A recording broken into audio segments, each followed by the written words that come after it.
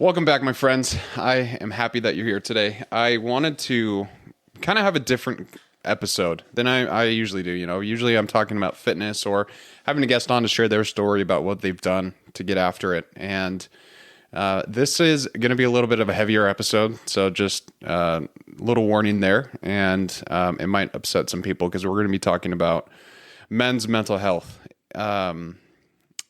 And I'm going to talk about my own journey, my own story, and what I've had to deal with in my life, things that have gotten me through, things that have helped. And it's going to be very honest and real. So I'm not going to hold back a lot of the things that I talk about. And November is Men's Mental Health Month.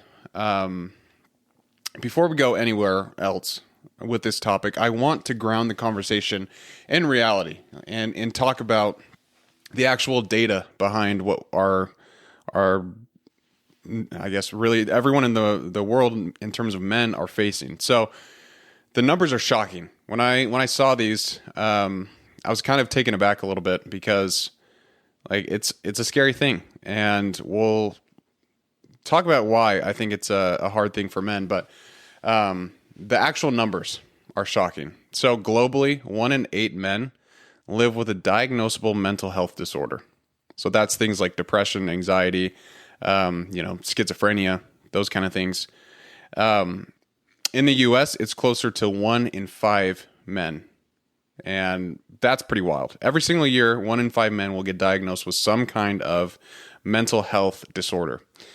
And I don't like calling them disorders. Honestly, I look at mental health the same way I look at being sick, physically sick. If your brain is plagued with depression or anxiety or something else that's going on, you would treat it the same as you would if you had the flu. You want to make sure that you get taken care of. And that was something I never really understood until I was married and talked to my wife about it. And she helped me understand that piece is that, hey, if you were sick, you would get antibiotics. You would take care of your body. You would get rest. You would eat some good food and just let your body pass through and get over this. Same thing goes for mental health disorders and problems. Medication is out there that helps many men and people in general. But anyways, I think going back to the numbers, one thing that as I was doing my research, many of the experts who were talking about, the 1 in 5 men every single year, many of them believe that those numbers are underreported. They think that they're lower than they actually are because men stay silent. We're not the best at talking about our feelings. We're not the best at expressing exactly how we feel at every single given moment. I've gotten better as the years have gone on, but still, I wouldn't say that I'm an expert. So nearly half of men say that they feel more depressed and they don't tell anyone. And then here's the dark part. Here's the scary thing that when I read this, I got sick to my stomach. But in 2023, men died by suicide at a rate nearly 4 times higher than men. Men are 50% of the population, but 80% of suicide deaths. A man dies by suicide in America every 13 minutes. Every 13 minutes. Let that sit for a moment. This is not a small problem. This is not a men should tough it out problem. This is a crisis. It's a quiet one, and it's a deadly one. And I've been through this. I really have.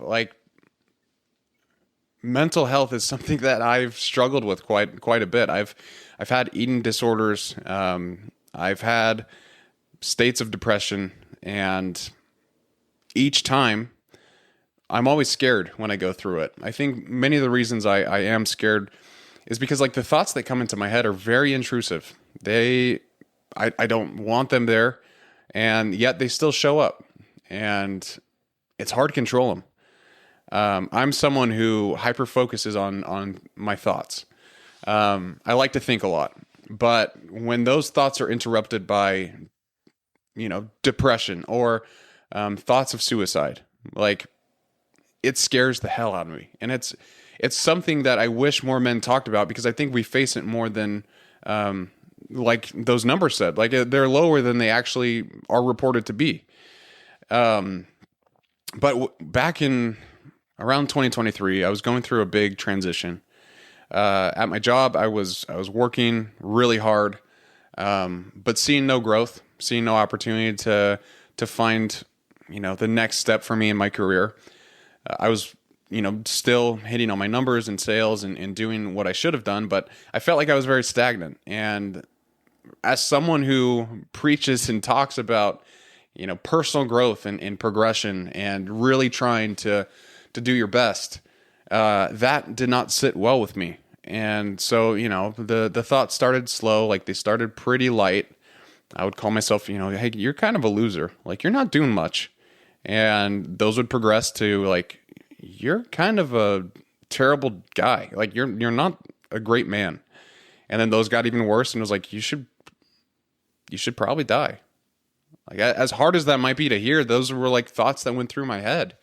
And it was scary. Like, I'm just sitting there at work, and then all of a sudden all these thoughts, these intrusive thoughts, flood my brain. And that's the scariest part. They felt automatic.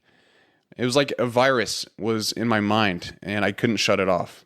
And I wasn't myself. I wasn't growing. And the thing that hurts me the most is I wasn't showing up for the people that I love. I was very selfish at this time, and I didn't want help from anyone. I thought I'd be able to figure it out on my own. I thought I was strong enough to be able to do that. And so I just kept it silent. I didn't want to tell anybody. And they just continued to get worse. And it felt like I was in some kind of void where I had a loss of identity. I was no longer progressing in all these things, and it affected every single aspect of my life. It nearly took me out. Like, I was angry. I was irritable. I was numb. I didn't feel anything. And that all led to depression. And it was a slippery slope. And it took me a long time to get out of it, but I tried things like therapy.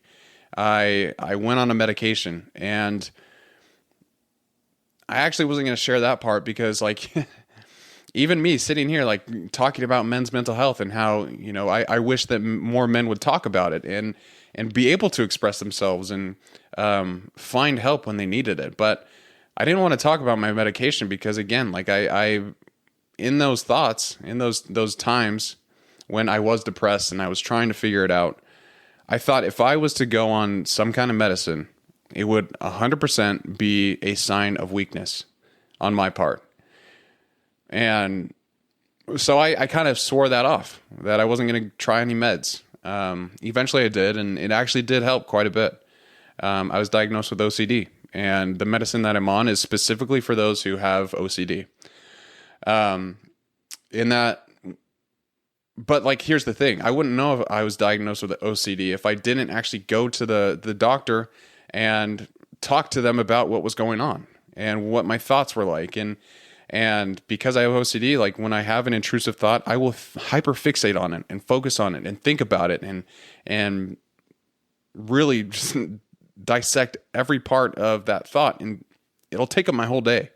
It used to take up my whole day. I've gotten much better now, but it was a really scary time. Like, I hate to say this, and I'm kind of embarrassed to say it, but I want to be honest in this conversation, but I was very, not obsessed, but I thought a lot about taking my own life. It makes me so sad to say that now because my life is great. It's beautiful, and I have an amazing wife, and I cannot even imagine leaving her alone. And specifically that way, that is, I just can't imagine doing that. And I still face some of these thoughts. They're not as strong as they used to be. And I've been able to focus on getting through them instead of hyperfixating on them. And, we'll talk about some of the things that I've done and things that have helped me in the past. But, I was nervous during that time. I was really scared. I didn't know what was going to happen with me. because like I felt such a strong loss of identity. I was in this transition in my life, and it was hard for me to function. My mental state was rough. I was, I had intense brain fog. I lost a lot of weight. I was a shell of the human that I am now. And it's all because I let that boil inside of me and fester inside of me. Up until the point to where I was just, okay with what was going on in life. And, I didn't care. I didn't have any passions. I didn't want to try anything. And, I didn't want to push myself. Again, that's a really scary thought because I like to think that I'm someone who always tries to push and grow. But I've learned a lot about myself during this time. But I want to talk about some of the things that have actually gotten me through it. So during that time, I fell in love with sunsets. As weird as that sounds. But I live in Utah, and the sunsets up there are so gorgeous, especially when, it goes behind the mountains, and it's just a beautiful, beautiful thing to see. And I remember when I would go out and look at the sunset, I always told myself that, hey, Brett, I'm proud of you. You made it another day. And there's something interesting about sunsets. They're beautiful. They're quiet. And it's just peaceful. Like those are really peaceful moments for me. I remember Jocko, he talked about, he says the same thing about sunrises, but he says, he's grateful every day that he wakes up and he can see another sunrise. And for me, I was just glad that I was able to get through each day and end it with a sunset. And I knew if I was able to do that, if I was able to look outside, see the sun going down, I would recognize that, hey, I'm still here, I'm still pushing, and I'm going to get better. And it was that little moment of gratitude where I kind of recognized that you can find beauty in the small things. I remember one night I was outside. Allie was in Arizona because she's a pilot down in Mesa. But I remember I was outside on our back patio, and I was watching the sun go down, and I just felt intense gratitude.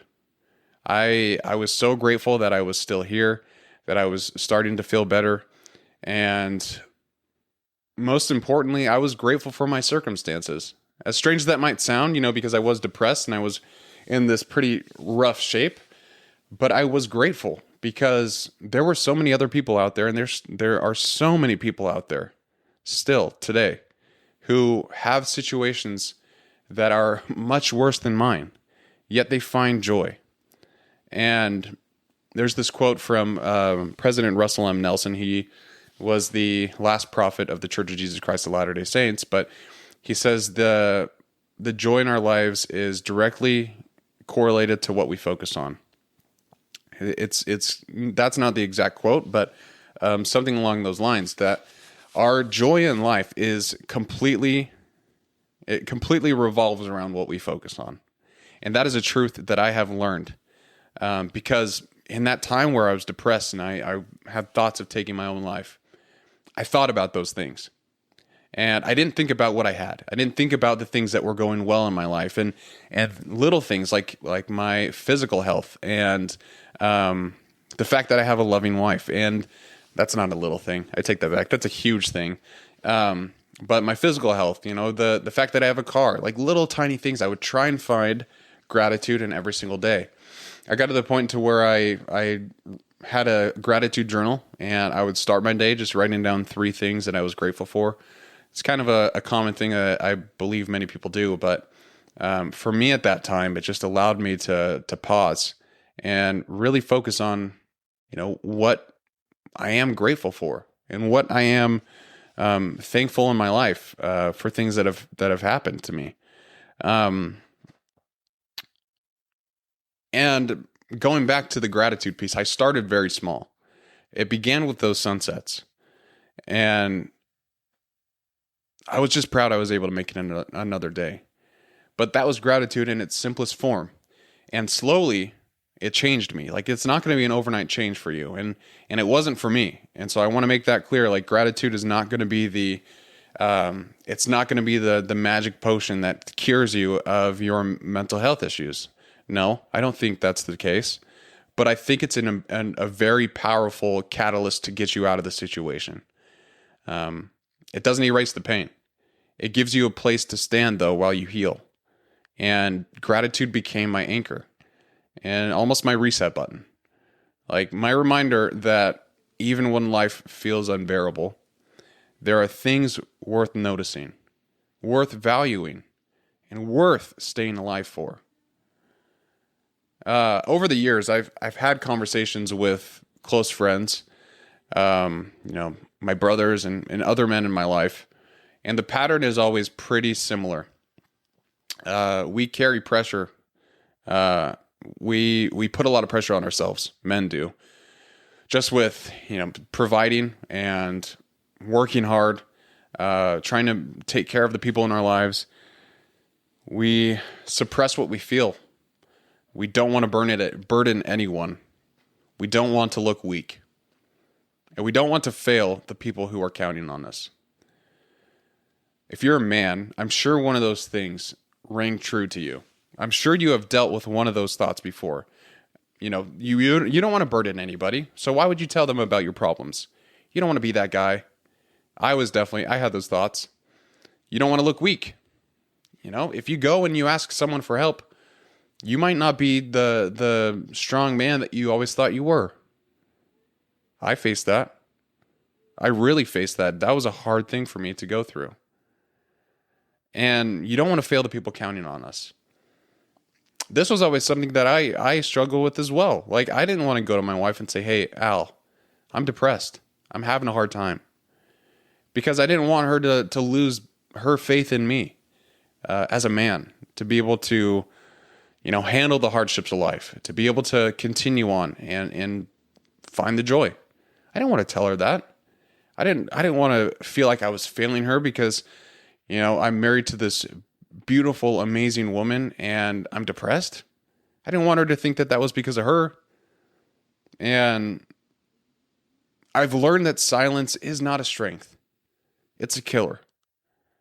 And I mean that in the most true terms. It is not a strength to be silent. It is going to, I won't say it's going to kill you, but it's not good. That is not a good thing to do. The men around me who finally opened up to me and they talked to me, it was because they wanted to. And they did it because, they thought they were breaking. And every single one of them said pretty much the same thing afterwards. Something along these lines, but very similar. I didn't know talking about it would help this much. It's a simple thing to do, but it's hard. It's simple, but it's not easy. Opening up about your feelings and talking about them. I'm still pretty trash about talking about my feelings. I have a hard time expressing myself, and Allie always says this. She's always like, you wear your emotions on your face. And so she's like, are you upset? And I'm like, no. And I look like I'm mad, like I'm like this. And she's like, are you upset? I'm like, no. But really, like, I always thought, just suppressing it was the right thing to do, when in reality, that's the worst. So let's talk about some of the things that have really helped me. First, and I bet you can guess what it is, but running is the probably one of the most important things I can do for my mental health. I believe it's a mirror. And I also believe that running saved me in more ways than one. Not because, endurance sports magically fix everything. They don't. But because running forced me to be honest. It forces honesty. There's this great quote from Cameron Hand. No, I think it's from David Goggins. David Goggins, where he says, you can't fake suffering. You have to be completely real when you're suffering. And that is true. Like, you have to deal with your thoughts. When you run, you can't escape your thoughts. you can't distract yourself with screens or with noise. Like, you might be able to play some music or listen to podcasts, but at the end of the day, your thoughts are going to be more powerful than those. And you can't hide from the truth. Just yesterday, I was out in the Santan Mountains with Drew, and we were running. Like, it's cold in the morning. It was beautiful, though. Like, we were watching the sunrise as we were running, but somehow during the run, we got separated. I came down a pass, and I just kept going, and I was feeling good, so I just maintained my speed. And all of a sudden, I turn around, and I don't know where Drew is. And I didn't have headphones on that, because usually when we go running together, I like talking to him the whole time. So I didn't have any headphones, and the only thing I had was my thoughts. And it really hit me at that time. Like, running is my mirror. It's my outlet. It's my reminder that discomfort won't kill me. Like, that's really it. If I'm uncomfortable in a situation, it's not going to kill me. And every time I run, I face the things that I've been avoiding in my head. And by the time I finish, that weight that I've been carrying feels a little bit lighter. You might not understand this until you actually go and try it. And so this might be my challenge for you, is if you are dealing with some kind of mental challenge right now, you don't even have to go for a run. Maybe it's just a walk, but just be alone with your thoughts. Just think about the things that are bothering you. And when you're walking or running, you're going to have better thoughts come, because you're moving your body. And I don't know why, but those two things kind of go hand in hand, is your thinking power and your movement. So that's just a couple things. But every time I run, the reason I say it's my mirror is because you look in the mirror, you see yourself. Like, you're looking directly at yourself. And when I'm running, it's almost like a mirror for my thoughts.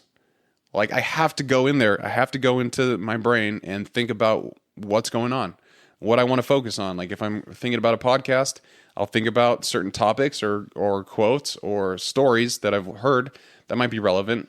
I'll think about Jesus Christ. I think about him a lot when I'm running, and just how grateful I am for him. But really, it's just a time for me to think. And whatever's on my mind that day, that's usually the thing that is top of mind on my run. So that has helped me quite a bit. And I know running's not for everybody, but I will say there's a few others that I wrote down that have helped me too. So if you listen to the podcast, you know I'm a big journaling guy, and this is another thing I would suggest. Write down your thoughts that you're too scared to speak. The ones that you're afraid to even look at, write them down. Put them somewhere outside of your head. Get them out there and let them breathe. Let those thoughts be there. And I also love journaling because it shows your thoughts over time. Like, now I have a catalog of all my journals for about 3 years now. So I have 3 years worth of journals in my Apple Notes. And I can go back to the times where I knew I was struggling and read those. And when I look back on them now, it doesn't even feel like it's my own writing, because I was such in a different headspace. But it gives me hope. And it gives me hope because I know if I ever have to deal with this again, I'll get through it.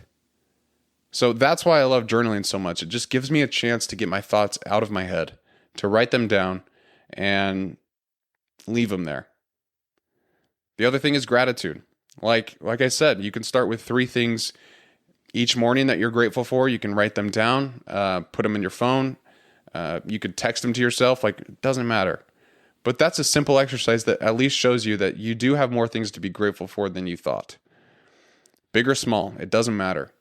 But gratitude rewires your perception of reality and what you have and the things that are going well in your life. Because a lot of the times we kind of overlook many of the things we should be grateful for because life moves fast, we're distracted, or we're doing something else, like we're busy. So take a moment and pause and think about what you do have to be grateful for.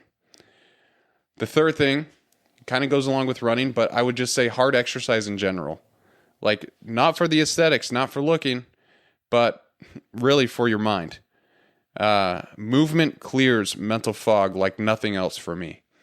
And I've looked at the research on this particular piece of what we're talking about with working out and your mental thoughts.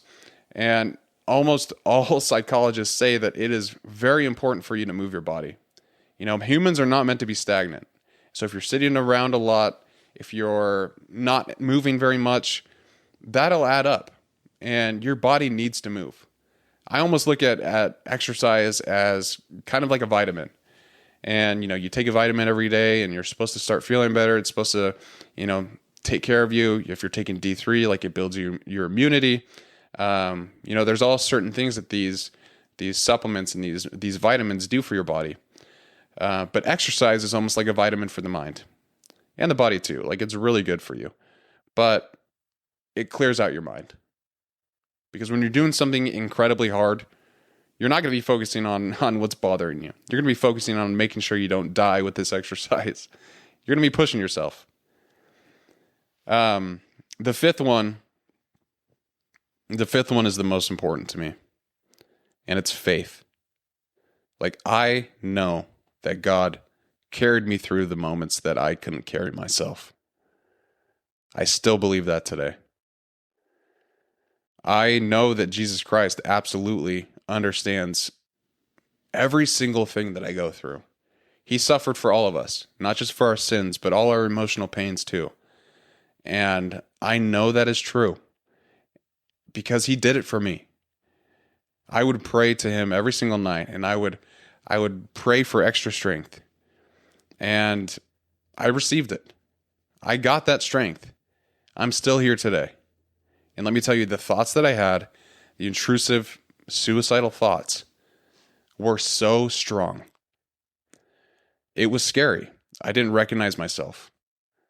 But I knew Jesus Christ knew exactly how I felt. And I would just think about him a lot. And he helped me. He helped me quite a bit. And he still does today. But having my faith rooted in the gospel of Jesus Christ was the number one thing that kept me going. I knew I was going to be able to get through it. I knew that Christ could help me through. And there's a verse, I can't remember where it is, but where Christ in the New Testament says, "Come all those who are," something along these lines, but "all those who are heavy laden, come unto me, and I will give you rest." And I trusted that. And I had to believe that that was the case, that God was going to be able to give me rest from my situation, from these thoughts, from the fact that I wanted to take my life. I wanted rest from all those, and I wanted it so bad. And the only reason I got it was because of Christ. He gave me strength. He pushed me through, and he carried me when I couldn't carry myself. You might not be someone who believes in God, someone who doesn't believe in Jesus Christ, but believe in something greater than yourself and hope for something greater. Like, Jesus Christ gives me hope. And if I have hope, I can keep going. Even when life is dark, even when I do have those intrusive thoughts, he pushes me along and he helps me through it. It's one of those things that you have to practice in order to really see the benefit of. But I'm telling you, it works, and it is true. And I will talk to anyone about that if they want to learn more. Reach out to me. But for men, this is the thing I want you to take away from this episode. Is if there's one thing that I want you to leave with today, it's these. One, you are not alone. There's so many men who go through this. You're not alone. You're not broken. You're not some anomaly. It's completely natural. Like, recognize you're not alone and that there's people who want to help. If you need help and you don't know who to ask me. I will call you. I will jump on Instagram, DM you, whatever you need. I will do it. But you are not alone. And the second is that this is not permanent. It might feel like it is. It might have been going on for years. I know some people, unfortunately, have depressive episodes that last years. But it will end. And I'm telling you, you must have hope for that. You have to believe that that is the case, and you have to work towards it. Like, do not just sit around and be idle during this time. Focus on what you need to do. Focus on what the next step is going to be. You can find it, but you have to just maintain the momentum and have hope that this is not going to be your life forever, because it wasn't my life forever. My life, like I said, is beautiful and I love it. And I'm so grateful for the things that I'm able to do and for the fact that I'm still here. That's a big one for me, is that I'm still here. I am pushing myself. I am living life. I go through my own struggles, but I get to see a sunset every night. And that's something that is very important to me. And if I was going back to myself in those moments where I struggled a lot and I was having those thoughts of suicide and I didn't want to be there anymore, I would tell myself that there's a future version of yourself, Brett, that is worth fighting for. There is a future for you. And you need to have hope in that, and you need to work towards it. It's worth fighting for. Also, there are people who love you more deeply than you even realize. And you are stronger than the thoughts that are trying to break you. You're not broken. The thoughts might tell you that you are, but you're not broken. You can get through this. Now, if this episode spoke to you, if you're in the dark right now, if you're only holding on by a thread, I want you to know this. You are still here. And that matters. Start small. Notice the sunset. Write one sentence. Call one friend. Take one step. Say one prayer. Breathe one deep breath. And keep going. Because lives change in the smallest ways. I appreciate you guys listening to this episode. I know it was a little bit of a heavier topic, but it's one that's very important to me. I've gone through this. I know it's not easy, yet I know that it can be overcame. You can become stronger because of it. You have to have hope. You have to have faith. You have to push yourself just a little bit. Get uncomfortable. Because your life is worth way more than depression will make it seem like it is. You are worth way more than you think.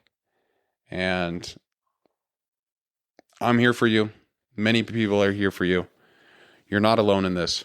And I'm glad you're still here. If this episode helped you at all, please share it with a friend. I want this one to be... This is a very important topic to me. So if you know anyone who's struggling, maybe send it to them. Like I said, you can always feel free to reach out to me on in my DMs, or you can leave a comment. Doesn't matter.